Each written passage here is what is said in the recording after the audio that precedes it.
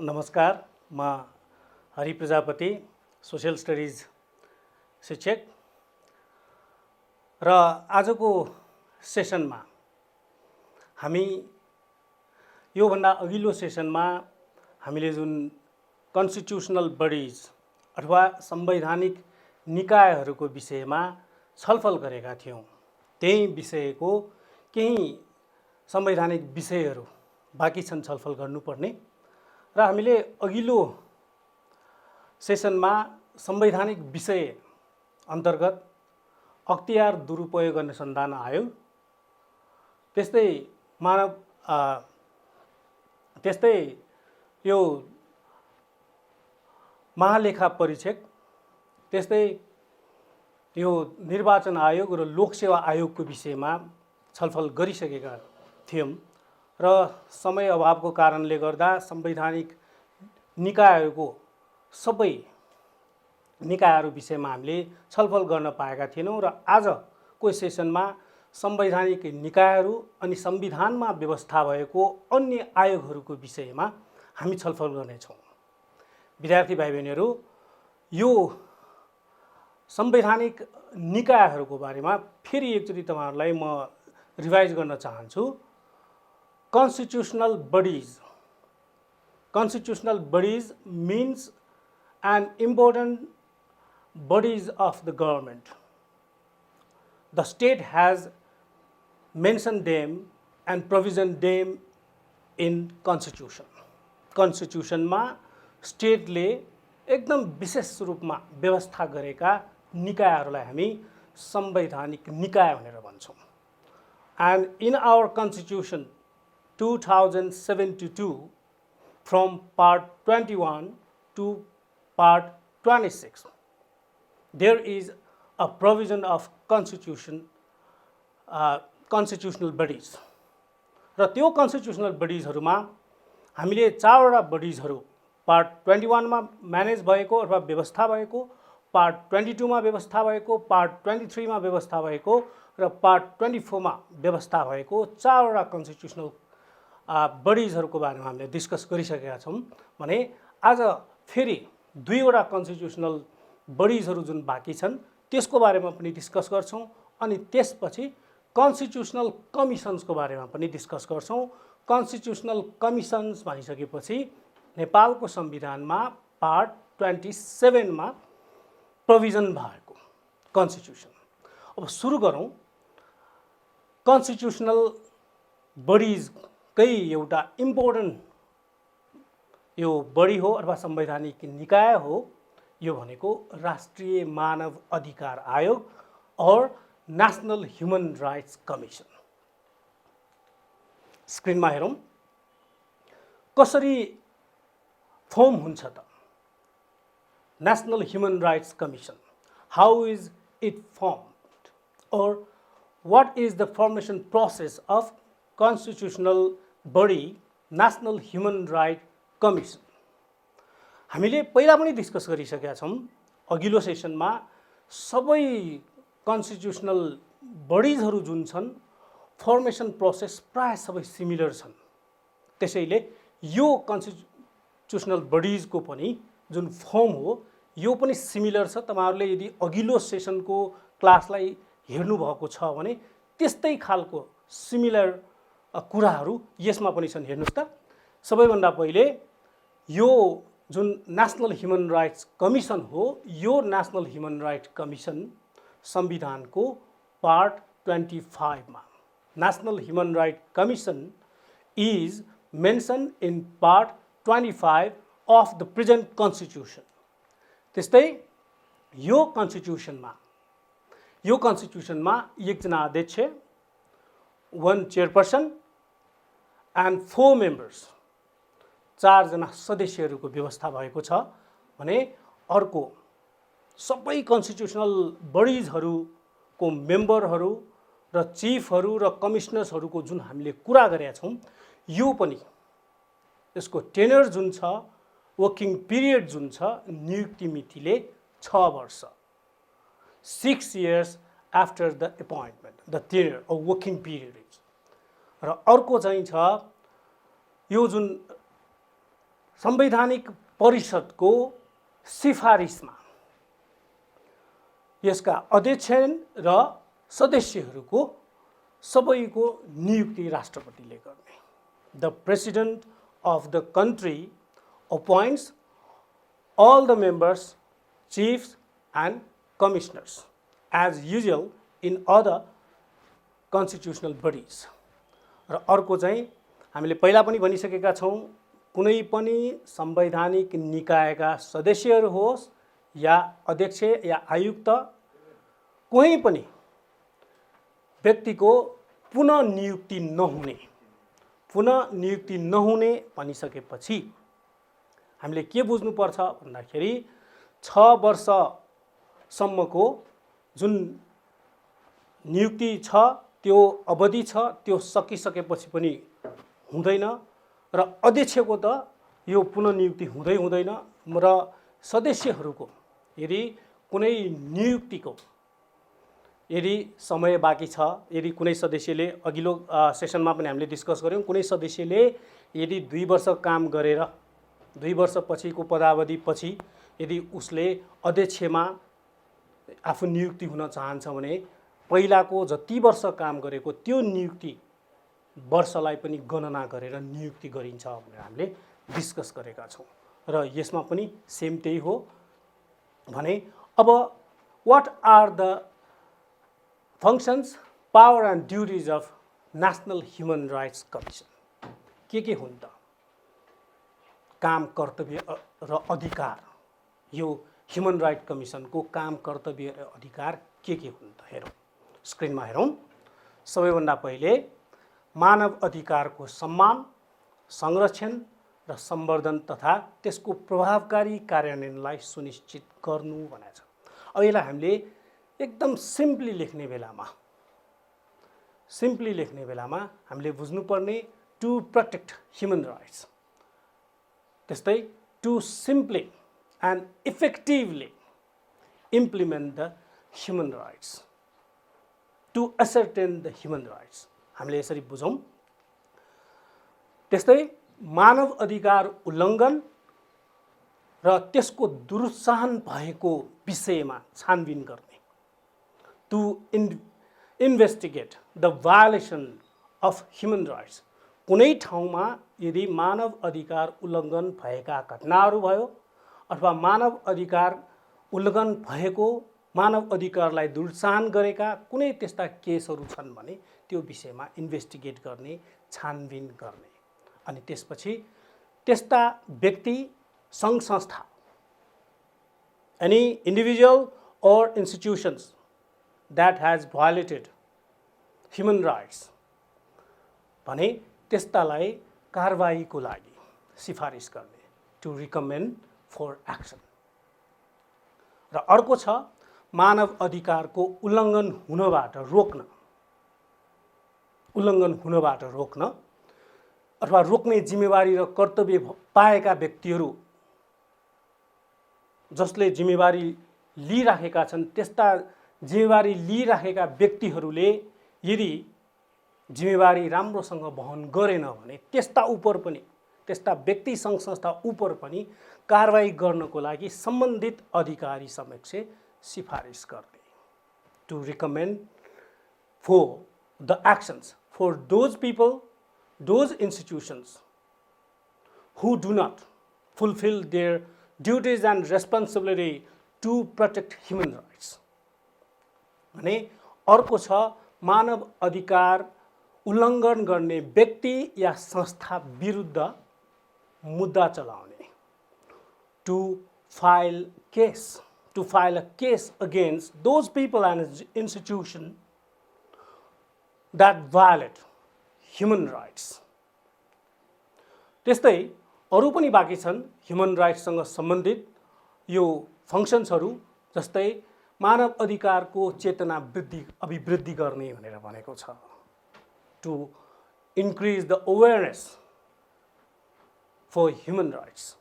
Human राइट्ससँग सम्बन्धित जति पनि अवेरनेस प्रोग्राम्सहरू गर्ने भयो, त्यस्तै अवेरनेस इन्क्रिज गर्नको लागि आवश्यक प्रोग्राम्सहरू गर्ने भयो, यो पनि हामी मानव अधिकार आयोग जुन छ यो राष्ट्रिय मानव अधिकार आयोगकै काम कर्तव्य र अधिकारको रूपमा समेट्न सक्छौँ भने अर्को छ मानव अधिकारको उल्लङ्घनकर्तालाई विभागीय कारबाही र सजाय गर्न कारण र आधार खुलाई सम्बन्धित निकाय समक्ष सिफारिस गर्ने। अब यसलाई चाहिँ हामीले टु टेक डिपार्टमेन्टल एक्सन भनेर भन्न सक्छौँ। To take departmental action against the people or the individuals and institutions who violate or that violate the human rights. त्यस्तै मानव अधिकारसँग सम्बन्धित कानुनको आवधिक रूपमा पुनरावलोकन गर्ने, to review the law, to review the rules that are made, that are framed for human rights. र नेपाल सरकार समक्ष यदि मानव अधिकारसँग सम्बन्धित कानुन पुनरावलोकन गर्दाखेरि कुनै किसिमका आवश्यक कुराहरू छन् भने, सुझावहरू छन् भने पनि त्यो सुझावहरू दिने, to suggest the state, to suggest the government for the rules, regulations and law that are made for the human rights. भने अर्को पनि छन् मानव अधिकारसँग सम्बन्धित अन्तर्राष्ट्रिय सन्धि। नेपालले पनि मानव अधिकारसँग सम्बन्धित, बाल अधिकारसँग सम्बन्धित धेरै सन्धि सम्झौताहरूमा नेपालले आफ्नो विचार पनि राख्दै आएको हो, त्यस्तै सन्धि सम्झौता पनि गरेको हो। अब त्यस्तो सन्धि सम्झौता विषयमा नेपालको बारेमा नेपालको विचार के छ त, त्यसको विषयमा पनि कुनै किसिमको त्यस्तो सम्मेलनहरूमा भाग लिन जाँदा, अन्तर्राष्ट्रिय सम्मेलनमा भाग लिन जाँदा, सन्धिहरू गर्दाखेरि त्यस्तो सन्धिमा नेपालले गर्नुपर्ने कुराहरूलाई सिफारिस गर्ने, to recommend the state, to recommend the government for international states or international conventions, especially for human rights. यो भयो ह्युमन राइट कमिसनको फङ्सन्स, पावर र ड्युटिजहरू। अब हामी अर्को एउटा कन्स्टिट्युसनल बडीको विषयमा फेरि डिस्कस गर्छौँ। यो भनेको राष्ट्रिय प्राकृतिक स्रोत तथा वित्त आयोग, national natural resources and fiscal commission भन्छ।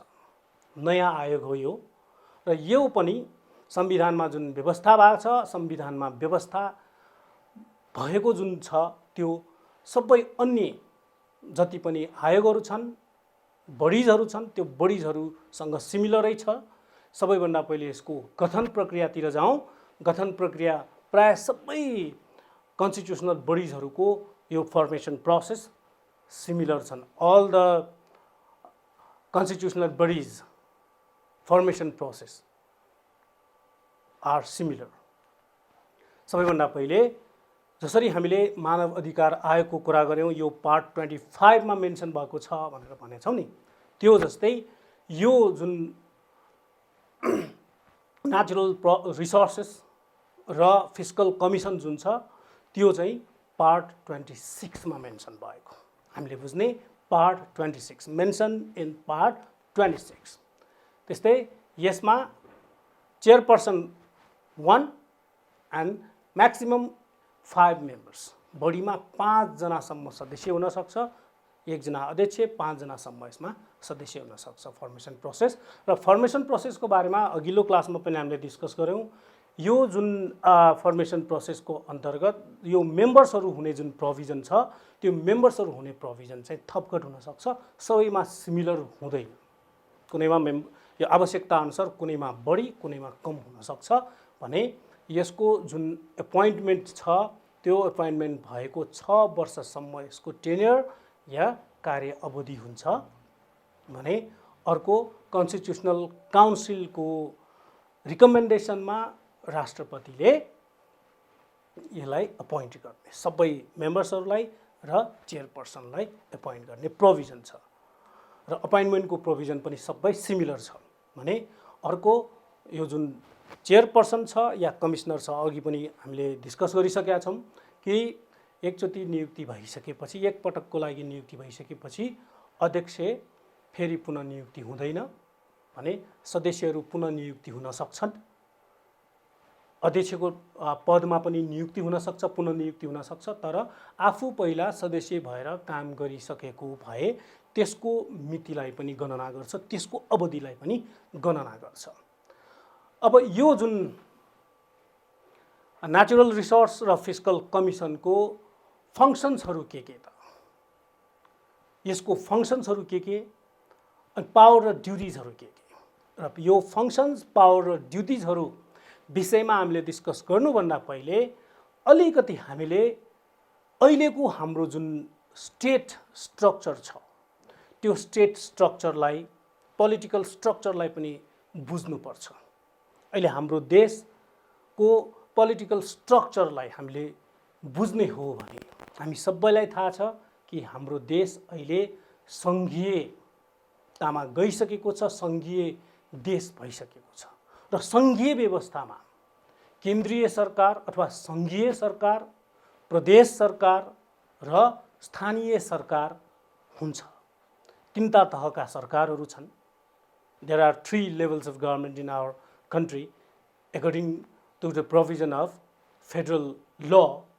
यो सङ्घीय कानुनको आधारमा, सङ्घीय संरचनाको आधारमा, फेडरल स्ट्रक्चरको आधारमा र सबै स्ट्रक्चरहरूको आफ्ना आफ्नै पावरहरू छन्, आफ्ना आफ्नै अथोरिटिजहरू छन् र यो आयोग त्यही फेडरल स्ट्रक्चरसँग सम्बन्धित आयोग हो। यो पहिला फेडरल स्ट्रक्चर नभएको बेलामा हाम्रो देशमा फेडरल स्ट्रक्चर यो इम्प्लिमेन्ट नहुँदाखेरि यो आयोगको हामीलाई आवश्यकता थिएन। तर अहिले यो आवश्यकता भयो। कारण के भन्दाखेरि फेडरल स्ट्रक्चरमा गइसकेपछि जुन 3वटा लेभल छन् गभर्नमेन्टको, सबैको आफ्ना आफ्नै किसिमको त्यहाँ अथोरिटिजहरू छन् र हाम्रो देशमा भएको जति पनि नेचुरल रिसोर्सेसहरू छन्, जति पनि फन्डहरू छन्, बजेट छन्, त्यसलाई कसरी डेभलपमेन्टको लागि बाँडफाँड गर्ने, स्थानीय सरकारले कसरी त्यसलाई लिने, प्रदेश सरकारसँग कति रहने, त्यस्तै सङ्घीय सरकारले कति लिने, कसरी त्यो म्यानेज गर्ने, एलोकेट गर्ने, त नेचुरल रिसोर्सलाई कसरी बाँडफाँड गर्ने भन्ने जुन विषय छ यो भनेको यो फङ्सनसँग सम्बन्धित कुराहरू हुन् र यही आयोगको सिफारिसमा यो जति पनि बाँडफाँडका कुराहरू हुन्छन्, बजेट एलोकेसनका कुराहरू हुन्छन्, यही आयोगको सिफारिसमा हुने कुरा हो। अब हामी काम, कर्तव्य र अधिकारको बारेमा एकचोटि डिस्कस गरौँ, स्क्रिनमा हेरौँ। सबैभन्दा पहिलो फङ्सन छ, द फर्स्ट फङ्सन, संविधान र कानुन बमोजिम सङ्घीय सञ्चित कोषबाट सङ्घ, प्रदेश र स्थानीय सरकार बीच राजस्वको बाँडफाँड गर्ने, to divide the revenue according to the federal law. र फेडरल फन्ड हुन्छ, त्यो फेडरल फन्डबाट लिने हो, त्यो to divide the federal fund to federal level, provincial level and local level. र त्यसको निम्ति जुन बेसिस छ अथवा बेस छ अनि त्यसपछि प्यारामिटर भनेर जुन भनिरहेछौँ, ढाँचा, स्ट्रक्चर, त्यसलाई पनि डिटरमाइन गर्ने अथवा ढाँचालाई पनि निर्धारण गर्ने भनेर हामीले भनेका छौँ। यसमा सेकेन्ड छ, सञ्चित कोषबाट प्रदेश र स्थानीय सरकारलाई प्रदान गरिने समानीकरण अनुदान जुन फन्ड छ त्यो फन्डलाई रिकमेन्ड गर्ने। स्थानीय सरकार पनि त चल्नु पर्यो। स्थानीय रूपमा स्थानीय सरकारले जुन एउटा रेस्पोन्सिबिलिटी बोकेको हुन्छ लोकल डेभलपमेन्टको लागि, र त्यसको लागि पनि फन्ड आवश्यक छ। त्यस्तै प्रदेश सरकारलाई पनि फन्ड आवश्यक छ भने त्यो जुन सञ्चित कोषबाट त्यो बाँडफाँड गर्ने सिफारिस गर्ने भने। अर्को छ प्रदेश सञ्चित कोषबाट प्रदेश र स्थानीय सरकार बीच राजस्वको बाँडफाँड गर्ने, टु डिभाइड द रेभिन्यू। र त्यसको लागि पनि विस्तृत आधार चाहिन्छ, बेस चाहिन्छ, अनि त्यसपछि ढाँचा चाहिन्छ। त्यसैले to determine the parameter for dividing the federal fund to province level and local level, यसरी हामीले भन्न सक्छौँ भने अर्को जुन छ सङ्घ प्रदेश र स्थानीय सरकारको खर्च जिम्मेवारी पुरा गर्नलाई टु मिट द एक्सपेन्डिचर, राज्यको एक्सपेन्डिचर मिट गर्ने सबैभन्दा महत्त्वपूर्ण एउटा पक्ष भनेको राजस्व अथवा ट्याक्स। सायद हामीले यो सोसियल स्टडिज अन्तर्गत ट्याक्सको विषयमा अहिले पढ्छौँ होला। त्यो राजस्व असुली जुन गर्ने हो त्यसको पनि यो सुधार गर्नुपर्छ। राजस्व जुन उठाउने हो, राजस्व जुन लिने हो, कर जुन लिने हो, हामीले जुन पढिसकेका छौँ राजस्वमा, ट्याक्समा, ट्याक्स कलेक्सनमा पढिसकेका छौँ। यसमा स्थानीय कर भनेर जुन भन्छौँ, अब त्यो स्थानीय कर भनिसकेपछि स्थानीय निकायले अथवा स्थानीय सरकारले त्यो लिने हो। त्यस्तै प्रदेश सरकारले कुन कुन लेभलकोले कुन कुन के कति आधारमा कुन कुन तहबाट कसरी राजस्व असुली गर्ने भन्ने उपायहरूको खोजी गर्ने र सिफारिस गर्ने, त्यो उनीहरूको रेस्पोन्सिबिलिटिजहरू अथवा ड्युटिजहरूलाई पनि त्यहाँ मेन्सन गर्ने काम यो फिस्कल कमिसनले गर्छ भने यो सबै जति पनि छन् यो 6वटा हामीले यो कन्स्टिट्युसनल बडिजहरू डिस्कस गरिसकेका छौँ, जुन पार्ट 21 देखि पार्ट 26 सम्म नेपालको संविधानमा मेन्सन भएका कुराहरू हुन् भने अर्को पनि बाँकी छन् यो फिस्कल कमिसनसँग सम्बन्धित। यो भनेको के त भन्दाखेरि राजस्व बाँडफाँड आधारको पुनरावलोकन गरी परिमार्जनको सिफारिस गर्ने। कुनै यदि परिमार्जन गर्नु परेको छ भने यसलाई रिभ्यू गर्ने सबैभन्दा पहिले जुन प्यारामिटर छ, ट्याक्स कलेक्सनको जुन प्यारामिटर छ त्यसलाई रिभ्यू गर्ने, to review the parameter of tax collection and if anything is necessary, if required, then it can be change and to recommend for change. त्यसको लागि चेन्ज गर्नलाई, त्यो फ्रेमलाई ट्रान्सफर्म गर्नलाई, चेन्ज गर्नलाई कुनै आवश्यक छ भने त्यसलाई सिफारिस गर्ने काम पनि यो आयोगले गर्छ भने अर्को छ प्राकृतिक स्रोतको परिचालन गर्दा नेपाल सरकार, प्रदेश सरकार र स्थानीय तहको लगानी र प्रतिफलको हिस्सा निर्धारण गर्ने। जुन सरकारले, स्थानीय सरकारले, प्रदेश सरकारले, सङ्घीय सरकारले जुन लगानी गरिराखेको हुन्छ, जुन बेनिफिटहरू आउँछ, प्रफिटहरू जुन आउँछ, त्यो कसरी बाँड्ने त? स्थानीय सरकारलाई त्यो प्रतिफल कति, प्रदेश सरकारलाई प्रतिफल कति, अथवा केन्द्रीय सरकारलाई प्रतिफल कति, त्यो निर्धारण गर्ने, त्यो प्यारामिटरलाई पनि निर्धारण गर्ने अथवा त्यो डिटरमाइन गर्ने, to determine the parameter for dividing the benefits and incentives भने अर्को छ प्राकृतिक स्रोतको बाँडफाँड सम्बन्धी विषयमा सङ्घ र प्रदेश, प्रदेश र प्रदेश, प्रदेश र स्थानीय तह र स्थानीय तहहरू बीच उठ्न सक्ने सम्भावित विवादको विषयमा अध्ययन अनुसन्धान गरी त्यसको निवारण गर्न समन्वयात्मक रूपमा काम गर्न सुझाव दिने। हेर्नुहोस् त, अलि संविधानमा जस्तो उल्लेख भएको छ त्यही कुरा यहाँ छ। त्यसैले यसलाई हामीले सिम्पली लेख्ने बेलामा यसलाई हामीले यो सबै जस्ताको तस्तै लेख्दाखेरि सम्झिन हामीलाई गाह्रो हुन्छ। त्यसैले यसलाई टुक्रा गरेर हामीले बुझ्नुपर्छ। जस्तै अब जुन स्थानीय रूपमा पाउने जति पनि स्रोत र साधनहरू छन् त्यो त स्थानीय तहबाट नै त्यो परिचालन हुने भयो। तर राष्ट्रिय रूपमा भएको जति पनि प्राकृतिक स्रोतहरू छन् त्यो प्राकृतिक स्रोतलाई, नेचुरल रिसोर्सेसहरूलाई जब डिभिजनको कुरा आउँछ, बाँडफाँडको कुरा आउँछ, डिभाइड गर्दाखेरि विभिन्न किसिमको यो विवादहरू आउन सक्छ।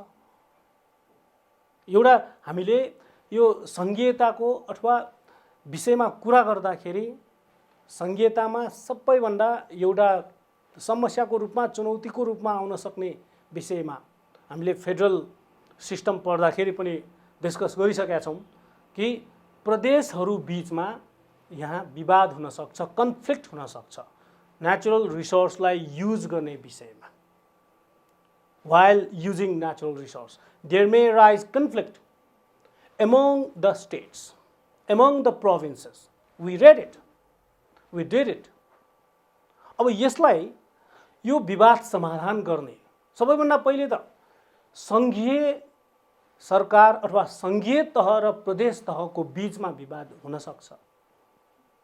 कसले कति प्राकृतिक स्रोतहरू कति प्रयोग गर्ने, उपभोग गर्ने भन्ने विषयमा।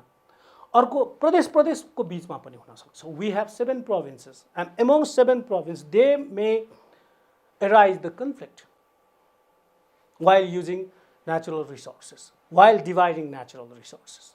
र प्रदेश मात्र होइन, प्रदेश र स्थानीय तहको पनि बीचमा हुन सक्छ र स्थानीय तह पनि धेरै छन्, स्थानीय तहहरूको बीचमा पनि हुन सक्छन् भने त्यस्तो विवाद विषयमा रिसर्च गर्ने, अध्ययन अनुसन्धान गर्ने र कसरी अब त्यसलाई यो जुन समस्या छ विवादको समस्यालाई कसरी समाधान गर्न सकिन्छ त्यो समाधानको लागि कोअर्डिनेट गर्ने यसलाई र यो चाहिँ आयोगको काम हो भने। अर्को बाँकी छ त्यो भनेको राष्ट्रिय प्राकृतिक स्रोत तथा वित्त आयोगले प्राकृतिक स्रोतको बाँडफाँड गर्दा सोसँग सम्बन्धित वातावरणीय प्रभाव मूल्याङ्कन सम्बन्धमा आवश्यक अध्ययन अनुसन्धान गरी नेपाल सरकारलाई सिफारिस गर्ने। हामीले जुन सस्टेनेबल डेभलपमेन्टको बारेमा पढ्यौँ त्यो सस्टेनेबल डेभलपमेन्टलाई नै यहाँ उल्लेख गरेको छ कि जब कुनै पनि डेभलपमेन्ट एक्टिभिटिजहरू हामी गर्छौँ इन्भाइरोमेन्टल एस्पेक्टलाई पनि ध्यान दिनुपर्छ, इन्भाइरोमेन्ट पनि कन्जर्भ हुनुपर्छ, इन्भाइरोमेन्ट पनि लङ टर्मसम्म युज गर्न मिल्ने हुनुपर्छ, युज गर्नुपर्छ ताकि फ्युचर जेनेरेसनले त्यो इन्भाइरोमेन्टल एस्पेक्ट्सलाई हेर्न सकोस्, पाओस्, किनभने उनीहरूको पनि राइट्स हो त्यो। भने जस्तै यहाँ पनि त्यो स्रोत बाँडफाँड गर्यो, डेभलपमेन्ट एक्टिभिटिजहरू भयो। अब त्यो डेभलपमेन्ट एक्टिभिटिजहरू हुँदाखेरि यदि सस्टेनेबल डेभलपमेन्टको कन्सेप्टबाट यदि त्यस्तो डेभलपमेन्ट एक्टिभिटिजहरू रन भएन भने डेफिनेटली पोल्युसन्स आउन सक्छ, इन्भाइरोमेन्टल डिग्रेडेसन आउन सक्छ। यस्तो बेलामा त्यो वातावरणीय प्रभावलाई इभ्यालुएट गर्ने, त्यसलाई इभ्यालुएट गर्ने जुन काम छ त्यो इभ्यालुएसन गरेर त्यसपछि यो गभर्नमेन्टलाई के गर्न सकिन्छ, त्यो प्रभाव भयो कि भएन, कतिसम्म प्रभावित भयो भन्ने विषयमा सिफारिस गर्ने, त्यो रिकमेन्ड द इन्भाइरोमेन्टल इफेक्ट,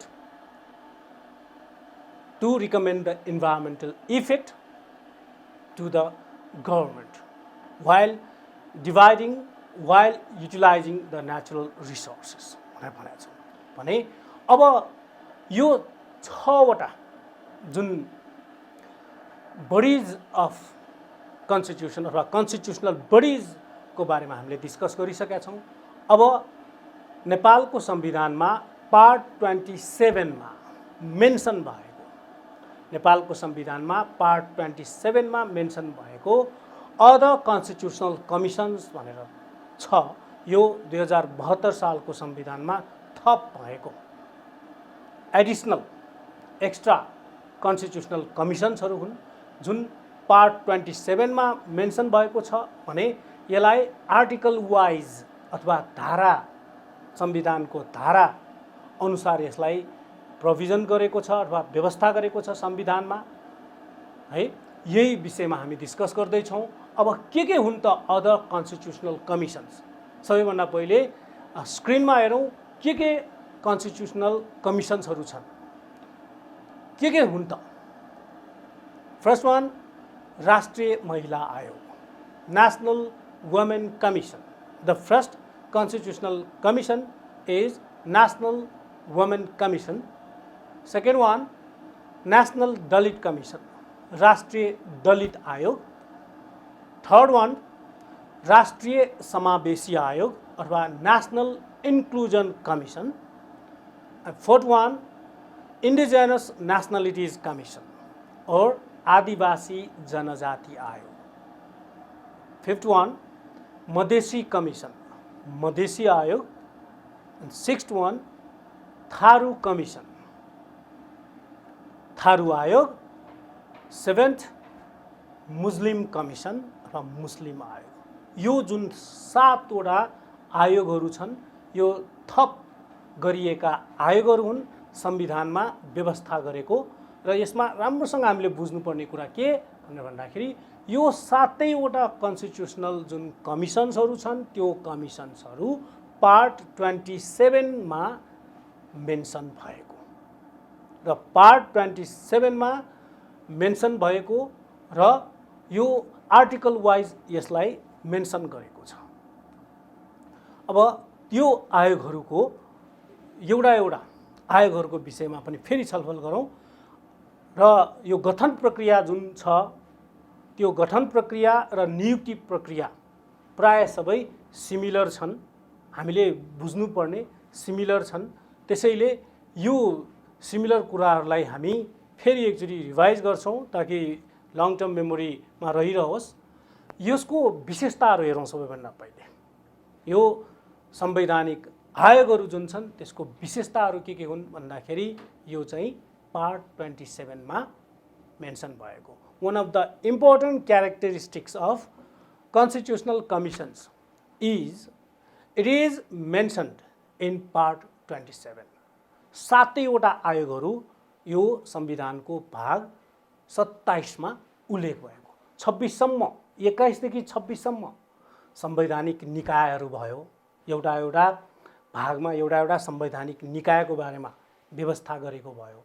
अब यो भाग 27 मा चाहिँ सबै थप गरिएका संवैधानिक निकायहरू अथवा आयोगहरू जुन छन् त्यो संवैधानिक आयोगहरूको सबै व्यवस्था गरेको चाहिँ यो 27 मा। र नेपालको संविधानमा धारा 252 देखि 264 सम्म उल्लेख भएको छ। यो 252 देखि फ्रम आर्टिकल 252 टु 264 है त।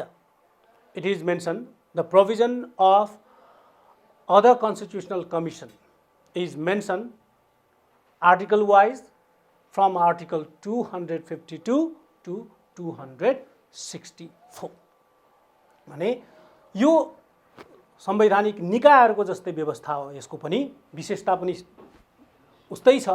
त्यो के त भन्दाखेरि फर्मेसन प्रोसेस, यसको पनि फर्मेसन प्रोसेस, त्यस्तै यसको जुन फङ्सन्स पावर र ड्युटिज, अनि त्यसपछि अपोइन्टमेन्ट प्रोसेस जुन एपोइन्ट गर्ने प्रोसेस छ यो सबै मेन्सन इन कन्स्टिट्युसन संविधानमा उल्लेख भएको। र संविधानमा नै बकाइदा सबै यो गठन प्रक्रिया, काम कर्तव्य अधिकार, त्यस्तै नियुक्ति र क्वालिफिकेसन्सहरू जो यो संवैधानिक निकाय र आयोगहरूमा बसेर काम गर्ने जो व्यक्तिहरू छन् सबैको जुन योग्यता छ त्यो सबै संविधानमा उल्लेख भएको र संविधानमा उल्लेख भएकै कारणले गर्दा, उल्लेख गरेकै कारणले गर्दाखेरि यसलाई हामी संवैधानिक आयोग भनेर भन्छौँ, संवैधानिक निकाय भनेर भन्छौँ भनेर जुन हामीले भन्यौँ त्यही हो। यसमा हामीले बुझ्नुपर्ने। र अर्को चाहिँ संवैधानिक परिषदको सिफारिसमा राष्ट्रपतिले according to the recommendation of constitutional commission the president appoint all the members including chiefs, chairpersons or chief commissioner। र यो जुन अघि पनि भनिसक्यौँ, पहिलाको क्लासमा पनि गइसकेको छ कि टेन्योर जुन छ, कार्य अवधि जुन छ यो नियुक्ति मितिबाट 6 वर्ष, नियुक्ति मितिबाट 6 वर्ष 6 इयर्स को लागि। अब यो आवश्यक योग्यतालाई फेरि एकचोटि रिभाइज गरौँ। प्राय सबै क्वालिफिकेसन्सहरू हामीले सिमिलर मान्नुपर्छ, सिमिलर छन्। हामीले यो सम्झिनको लागि म फेरि एकचोटि रिभाइज गर्दैछु, सबैको सिमिलर हो। अब हामीलाई कुनै एउटा क्वेसन्समा कुनै एउटा पर्टिकुलर आयोग अथवा पर्टिकुलर कमिसनको बारेमा सोधेर के क्वालिफिकेसन्सहरू छन् भन्यो भने हामी कन्फ्युज हुनु पर्दैन। यो सबै कन्स्टिट्युसनल बडिजहरू अथवा कन्स्टिट्युसनल कमिसन्सहरू छन्, त्यो सबैको क्वालिफिकेसन्सहरू चाहिँ सिमिलर छन्। सबैभन्दा पहिले नेपाली नागरिक हुनु पर्यो, he or she must be Nepali citizen. दोस्रो 45 इयर्स भएको हुनुपर्छ, he or she must have completed 45 years of age। अर्को फिजिकल्ली र मेन्टल्ली हेल्दी हुनुपर्छ, फिजिकल्ली र मेन्टल्ली फिट भएको अथवा शारीरिक र मानसिक रूपमा स्वस्थ भएको व्यक्ति हुनुपर्छ। अर्को नियुक्ति हुँदाको बखतमा during अपॉइन्टमेन्ट he or she should not be member of any political party during appointment।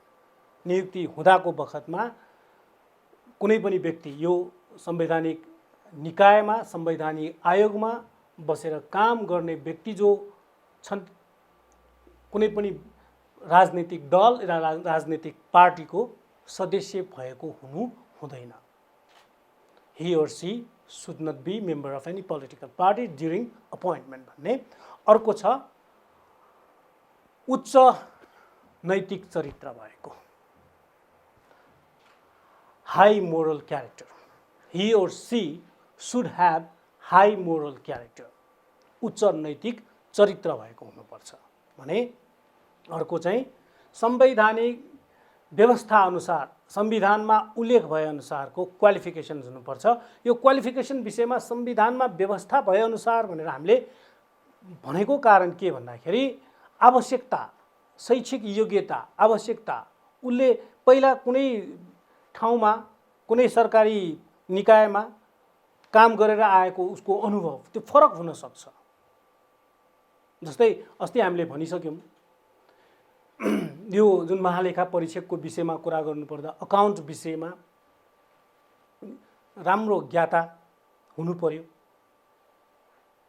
त्यसैले यो संविधानमा उल्लेख भए अनुसार भनेर हामीले लेख्ने हो यसमा है। अब यो पद मुक्त हुने जुन अवस्था छ, कसरी पोस्ट चाहिँ भ्याकेन्ट हुन्छ त्यो पनि अघिल्लो सेसनकै कुरालाई फेरि रिभाइज गर्दैछु। किन भन्दाखेरि कन्स्टिट्युसनल बडिज र कन्स्टिट्युसनल कमिसन्सहरूको जुन पोस्ट भ्याकेन्ट हुने कन्डिसन्सहरू छन् त्यो कन्डिसन अथवा सर्कमस्टान्सेसहरू छन् त्यो सर्कमस्टान्सेस सिमिलर नै छन्। First circumstance for the post vacant is if he or she submit resigns। Resignation अथवा रिजाइन यदि गर्यो भने, रेजिग्नेसन यदि सबमिट गर्यो भने, राष्ट्रपति समक्ष राजीनामा दियो भने पोस्ट भ्याकेन्ट हुन्छ। अर्को 65 इयर्स पुरा भयो भने, 65 इयर्स पुरा भयो भने, अब त्यहाँ नियुक्ति मितिले 6 वर्ष भनेर जुन भनेका छौँ, नियुक्ति मितिले 6 वर्ष, 65 इयर्स भयो भने 6 वर्ष होइन 2 वर्षमा पनि पोस्ट भ्याकेन्ट हुन सक्छ। For example, if anybody has been appointed at the age of 61 or 62, 61 अथवा 62 मा यदि कोही व्यक्ति यदि अपोइन्ट भएको छ भने अब 65 इयर्स पुरा हुने बित्तिकै कार्य अवधि भर्खर 2 वर्ष भर्खर 3 वर्ष मात्र यदि पुरा भए पनि, 2 वर्ष 3 वर्ष मात्रै काम गरिसकेको भए पनि एज बारको आधारमा, on the basis of age bar, his or her post will remain vacant. हामीले यसरी बुझ्ने भने। अर्को चाहिँ जुन छ इम्पिचमेन्टको कुरा गरेका छौँ, अस्ति पनि हामीले कुरा गऱ्यौँ, सिमिलर छ, सबै कुराहरू सेम छ। यो पोस्ट भ्याकेन्ट हुने सर्कमस्टान्सेसहरू संसदबाट, सङ्घीय संसदबाट निज विरुद्ध he or she against him or her यदि इम्पिचमेन्ट एप्रुभ भयो, पास भयो, मेजोरिटीबाट पास भयो भने त्यहाँ हामीले त्यो संसदमा पारित भएको आधारमा महाअभियोग पारित भएको आधारमा, पास भएको आधारमा पनि यो पदमुक्त हुने अवस्था आउँछ भने अर्को यदि कन्स्टिट्युसनल काउन्सिलले जसरी कन्स्टिट्युसनल काउन्सिलले he and she is fit भनेर जुन भन्छौँ, he and she, he or she is able or fit भनेर जुन भन्छौँ, त्यसरी यो सिफारिस गर्छ, नियुक्तिको लागि सिफारिस गर्छ भने जस्तै शारीरिक रूपमा र मानसिक रूपमा अब उहाँले काम गर्न सक्नुहुन्न, उहाँबाट अब काम हुँदैन यो भन्ने किसिमबाट यदि आयो भने पनि यो पदमुक्त हुन सक्छ भने अर्को इन केस अफ डेथ, मृत्यु भएमा पनि यहाँ यो पदमुक्त हुन सक्छ। यो चाहिँ यो कन्स्टिट्युसनल कमिसनको विषयमा भयो। अब हामी कन्स्टिट्युसनल कमिसनको पर्टिकुलर फङ्सन्सहरू के, पावर र ड्युटिजहरू के भन्ने विषयमा सरसर्ती हामी यो छलफल गर्न गइरहेका छौँ। अब हामीले यसमा पर्टिकुलर 3टा कुरालाई फोकस गर्नुपर्छ, किनभने संवैधानिक आयोगहरू भनेर भनिसकेपछि जति पनि यो संवैधानिक आयोगहरू छन्, 7वटा संवैधानिक आयोगहरू छन्, जाति र समुदाय विशेषको पनि आयोगहरू छन्। महिला आयोग, थारू आयोग, मुस्लिम आयोग, मधेसी आयोग भनेर जुन छ त्यो जाति र समुदाय विशेषको आयोग भएको कारणले गर्दाखेरि हामीले पावर र ड्युटिजलाई जब हामी लेख्छौँ या सम्झिन्छौँ त्यो विशेष जातिको हक, हित र अधिकारहरूलाई संरक्षण गर्ने, टु कन्जर्भ और टु प्रिजर्भ राइट्स है त सबैभन्दा पहिले बुझ्ने।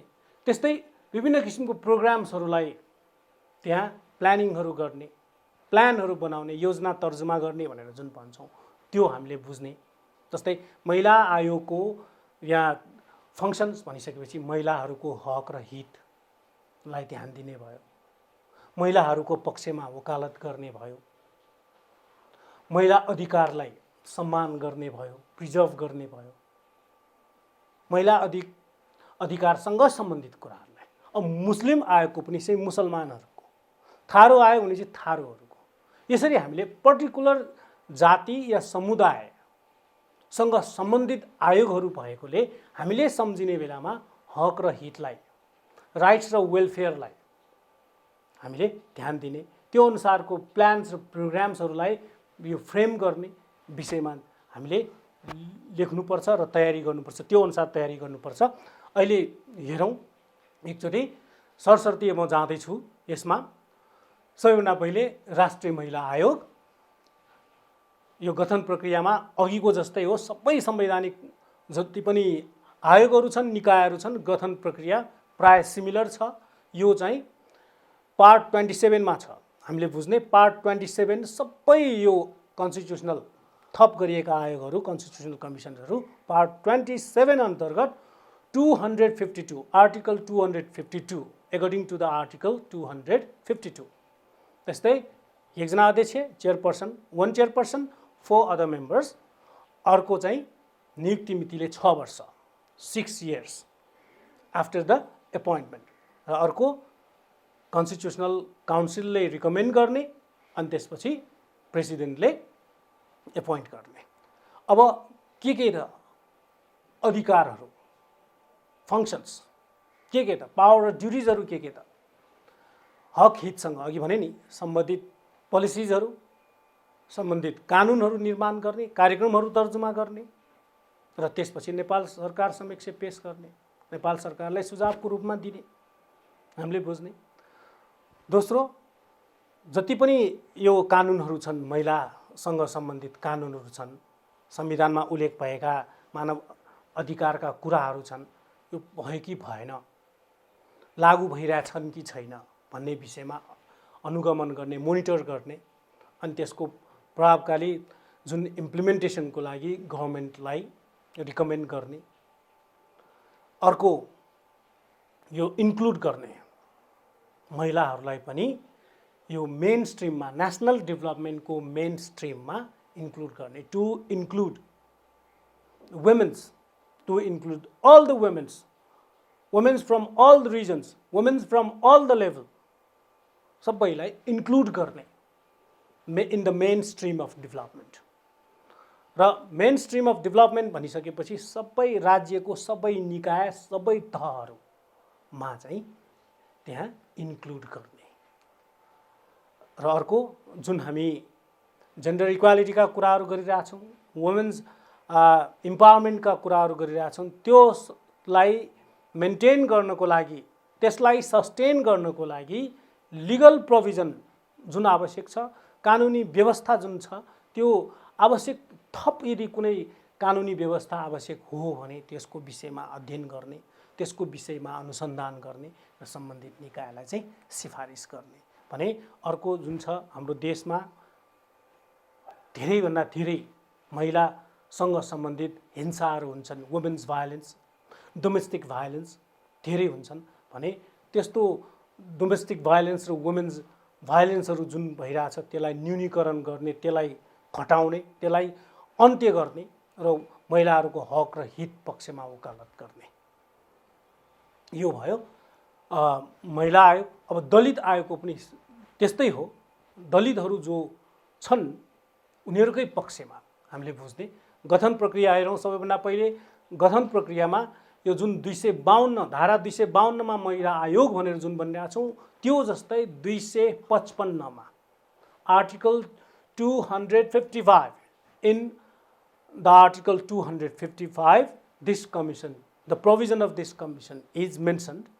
र यसमा पनि एकजना अध्यक्ष अनि 4 जना सदस्य, 1 चेयरपर्सन एन्ड 4 अदर मेम्बर्स।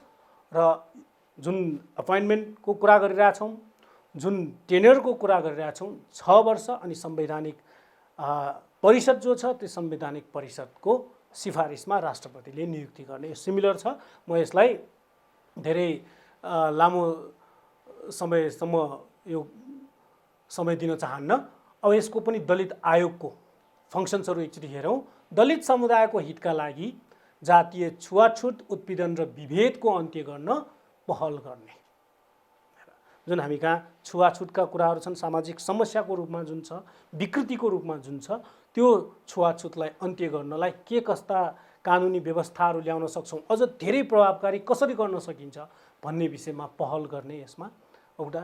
अर्को नीतिगत रूपमा, कानुनी रूपमा संस्थागत सुधारको विषयमा के गर्न सकिन्छ, मुख्य समस्या के, कानुनमा उल्लेख भइसकेको छ, कानुनमा व्यवस्था छ। छुवाछुत पनि एउटा इलिगल, यो कानुनको नजरमा यो एउटा गैर कानुनी क्रियाकलाप हो भनेर जुन भनिरहेछौँ।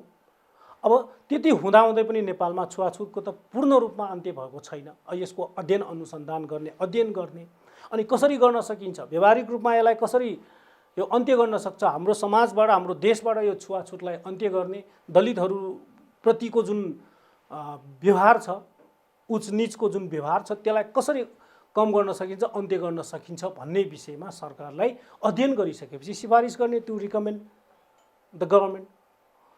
र अर्को चाहिँ दलितहरूको हितको लागि, उत्थानको लागि, विकासको लागि यो नयाँ नयाँ कानुनहरू आवश्यक छ भने निर्माण गर्ने।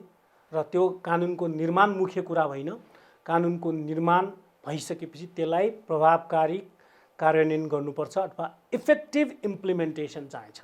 र त्यो इफेक्टिभ इम्प्लिमेन्टेसनको लागि नेपाल सरकारलाई सुझाव दिने। र अर्को छ यो जुन दलित समुदाय छ, दलित समुदायलाई पनि मेन स्ट्रिम, जसरी हामीले वुमेन्सहरूलाई भनेर भनेका छौँ, वुमेन्सहरूलाई जस्तै दलितहरूलाई पनि मेन स्ट्रिम अफ डेभलपमेन्टमा यहाँ ल्याउने, इन्क्लुड गर्ने र दलितहरूको पक्षमा वकालत गर्ने भन्ने छ। भने अर्को छ समावेशी आयोग। अब समावेश गर्ने, जुन हामीले यो समावेशीकरण भनेर क्लास 8 देखि पढेका छौँ, इन्क्लुजन भनेर भन्छौँ, सबैलाई समावेश गर्ने। हामी जुन हाम्रो देशलाई मल्टिलिङ्गल कन्ट्री भन्छौँ, मल्टी एथनिक र मल्टी कल्चरल कन्ट्रिज भनेर भन्छौँ, मल्टी रिलिजियस कन्ट्री भन्छौँ, बहुजातीय, बहुसांस्कृतिक, बहुधार्मिक भनेर जुन भनिरहेका छौँ, धेरै छन्। सबैलाई कसरी समावेश गर्ने, राष्ट्रिय हितको लागि, राष्ट्रिय विकासको लागि सबैको योगदान जुन छ कसरी सम्मान गर्ने त्यो विषयमा यो सबैलाई समाहित गर्ने मेन स्ट्रिम अफ डेभलपमेन्टमा इन्क्लुड गर्ने मुख्य जुन आयोग छ त्यो आयोग भनेको समावेशी आयोग हो। यसको जुन फर्मेसन प्रोसेस पनि सिमिलर छ, मात्रै यो आर्टिकल फरक छ। 258 यसमा छ भने अर्को यो 1 जना अध्यक्ष 4 जना सदस्यहरू सबैमा र नियुक्ति मितिले 6 वर्ष र संवैधानिक परिषदको सिफारिसमा राष्ट्रपतिले सिफारिस गर्ने र यसको जुन फङ्सन्स र पावरहरू हेरौँ, यसको फङ्सन्स र पावरहरूमा हामीले बुझ्नुपर्ने एउटा कुरा के त भन्दाखेरि खस, आर्य, पिछडा वर्ग, अपाङ्गता भएका व्यक्ति, ज्येष्ठ नागरिक, श्रमिक, किसान, अल्पसङ्ख्यक, सीमान्तकृत, पिछडिएका, विपन्न र वर्ग र समुदायको हक अधिकारको संरक्षण गर्ने सबैको हक र अधिकार छ। सबैको हक र अधिकारलाई संविधानमा उल्लेख भएका हक र अधिकारलाई प्रिजर्भ गर्ने, कन्जर्भ गर्ने काम गर्छौँ भने अर्को चाहिँ जुन छ समावेशीकरणको निम्ति आवश्यक नीति र कानुनहरू कार्यान्वयन गर्ने, नयाँ आवश्यक छ भने त्यो बनाउने, यदि नयाँ आवश्यक छ भने त्यस्तै नयाँ बन्नको लागि सरकारलाई सुझाव दिन पनि सकिन्छ भने अर्को चाहिँ जुन माथि उल्लेखित जति पनि वर्ग र समुदाय छन् उनीहरूको उचित प्रतिनिधित्वको लागि नेपाल सरकारलाई सुझाव दिने, सबैको प्रतिनिधित्व होस्, संसदमा होस्, स्थानीय निकायमा होस्, सबै ठाउँमा, सबै अफिसहरूमा, सरकारी कार्यालयहरूमा देखि लिएर सबै ठाउँमा उचित प्रतिनिधित्व होस्, जुन हामी प्रोपोर्सनल भनेर जुन भन्छौँ त्यसरी यो चाहिँ यो प्रतिनिधित्वको लागि देखि अर्को चाहिँ यो जुन उल्लेखित समुदाय, वर्ग र क्षेत्र जुन छ संरक्षण गर्ने, इम्पावर गर्ने अनि उनीहरूको डेभलपमेन्टको लागि चाहिने जुन प्लान्स, पोलिसिज र प्रोग्राम्सहरू विषयमा गभर्मेन्टलाई रिकमेन्ड गर्ने अथवा सजेस्ट गर्ने र अर्को जुन छ अल्पसङ्ख्यक र सीमान्तकृत समुदाय सम्बन्धी कानुनमा समयानुकूल परिमार्जनका लागि सिफारिस गर्ने। अल्पसङ्ख्यक भनेको थोरै सङ्ख्यामा भएकाहरू, त्यस्तै सीमान्तकृत भनेको झन्डै झन्डै लोप हुन थालेकाहरू, लोपोन्मुख भनेर जुन भन्छौँ तिनीहरूको लागि पनि कानुनमा व्यवस्था गर्ने भनेका छौँ भने अर्को आदिवासी जनजाति आयोग जुन छ आदिवासी र जनजातिको हक हितको लागि। फर्मेसन प्रोसेसमा धेरै नजाउँ, फर्मेसन प्रोसेस सबै सिमिलर छन्, मात्र डिफ्रेन्ट भनेको मात्रै यो कुन चाहिँ आर्टिकल हो त्यो आर्टिकलमा मात्र डिफ्रेन्ट हो। 258 र यसमा पनि 1 जना अध्यक्ष 4 जना सदस्य सबै यो कन्स्टिट्युसनल कमिसन्सहरूको यो प्रोभिजनमा 1 जना अध्यक्ष 4 जना सदस्यहरू हामीले सम्झिने र अर्को चाहिँ यो 6 years अफ टेन्युर, अर्को कन्स्टिट्युसनल काउन्सिलको रिकमेन्डेसनमा प्रेसिडेन्टले अपोइन्ट गर्ने। अब यो आदिवासी जनजाति आयोग जुन छ फर्मेसन सकिसकेपछि फङ्सन्सहरू के हुन् त? फङ्सन्स पनि अब यो हामीले महिला आयोग जुन भनिरहेछौँ त्यो जस्तै दलित आयोग भनेर चाहिँ आदिवासी जनजातिहरूको हक र हितसँग सम्बन्धित नीति र कार्यक्रम तर्जुमा गर्ने, to frame the policies and programmes for the welfare and for the development for the rights of indigenous nationalities र अर्को हक र अधिकारहरू जुन छन् त्यो कार्यान्वयनको लागि। अघि पनि हामीले भनिसक्यौँ कानुन बन्नु, कानुनमा व्यवस्था हुनु मुख्य कुरा होइन, यसलाई इम्प्लिमेन्ट हुनुपर्छ, यो इम्प्लिमेन्ट हुनुपर्छ। त्यसैले त्यो इम्प्लिमेन्ट भएको नभएको अध्ययन गरेर त्यो अनुसार सुझाव दिने र अर्को चाहिँ आदिवासी जनजातिहरूको सशक्तिकरण इम्पावरमेन्टको लागि काम गर्ने भने मधेसी आयोग जुन छ, अब मैले मधेसी, थारू, मुस्लिम भनेर जुन 3वटा आयोगहरू बाँकी छन् यसको पनि हामीले सरस्वती जाँदाखेरि मधेसी आयोगको भनिसकेपछि हामीले मधेसीहरूको हक हितको कुराहरू भयो, मधेसीहरूको सशक्तिकरणको कुराहरू भयो, प्रोग्रामहरू बनाउने, पोलिसिजहरू बनाउने, त्यस्तै इम्प्लिमेन्ट गर्ने, इम्प्लिमेन्ट भएको नभएकोलाई स्टडी गर्ने अनि त्यसपछि त्यो स्टडीको आधारमा गभर्मेन्टलाई सुझाव दिने, सजेस्ट गर्ने। यसको पनि फर्मेसन प्रोसेसमा हामी धेरै समय लिँदैनौँ। यसमा यो चाहिँ 262 मा मेन्सन भएको। यसमा पनि 1 जना अध्यक्ष 4 जना सदस्यहरू, त्यस्तै यो नियुक्ति मितिले 6 वर्षको, संवैधानिक परिषदको सिफारिसमा राष्ट्रपतिबाट नियुक्ति हुने भने अब जुन मधेसी आयोगको फङ्सन्सहरू एकचोटि हेरौँ। फङ्सन्समा हक हितसँग सम्बन्धित मधेसीहरू जो हुनुहुन्छ, मधेसमा बस्ने नेपालीहरू, मधेसीहरूको हक र हितसँग सम्बन्धित नीति र कार्यक्रम तर्जुमा गर्ने, हक र अधिकारहरू कार्यान्वयन भएको नभएको अध्ययन गर्ने र सरकारलाई सुझाव दिने, to suggest government to study about the implementation of Madhesi rights. अर्को मधेसीहरूको सशक्तिकरण र हक हितको प्रिजर्भ गर्ने, कन्जर्भ गर्ने काम भयो भने अब थारू आयोग पनि सिमिलर छ। सबैभन्दा पहिले फर्मेसन प्रोसेस हेरौँ। फर्मेसन प्रोसेस भनिसकेपछि सिमिलर छन्, मात्र आर्टिकल डिफ्रेन्ट हो।